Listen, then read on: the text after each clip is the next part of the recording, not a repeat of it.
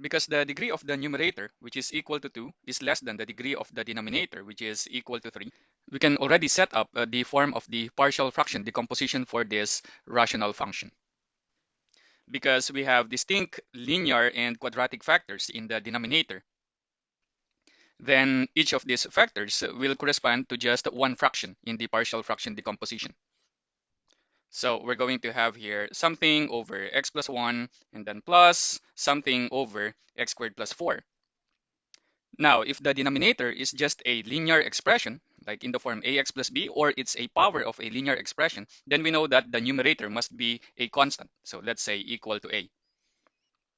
And if the denominator is an irreducible quadratic expression, or a power of an irreducible quadratic expression, like this, so ax squared plus bx plus c here should be irreducible, then we know that the numerator of this fraction will be a linear one, which is in the form bx plus c.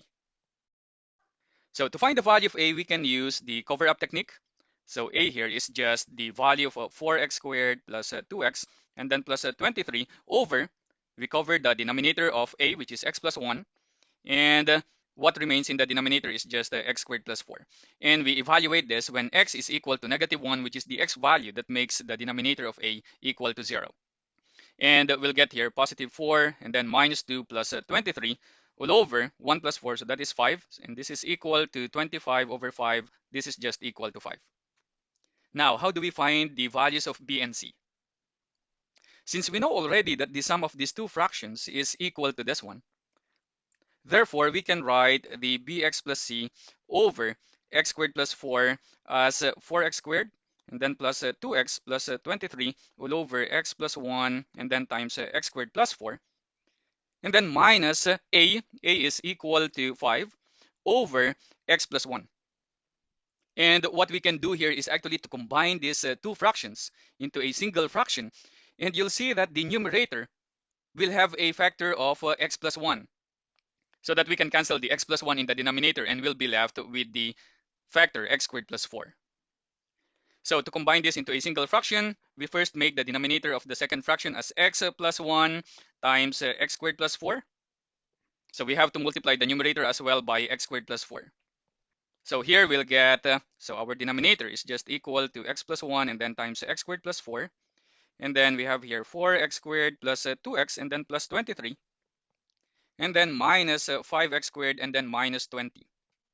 And we can write this down as negative x squared and then plus 2x and then plus 3 all over that denominator. Why did I say that you can avoid arithmetic errors when you're using this technique? Because if you cannot find a factor x plus 1 in your numerator, then that means there is something wrong in your computation. But if you can produce a factor x plus 1 in the numerator, then it seems that your computation is correct. So we can easily check here whether x plus 1 is a factor of the numerator or not by just a trial and error method. So we produce here x plus 1. Of course, the other factor, since the first term here is negative x squared, we need to have minus x there. And since the last term is positive 3, we need to have here plus 3. And when we cancel this x plus 1 here, we'll get negative x plus 3 over x squared plus 4. And from here, we can already find the values of b and c. So b is just the coefficient of x, which is equal to -1, and c is just the constant term, so that is equal to 3.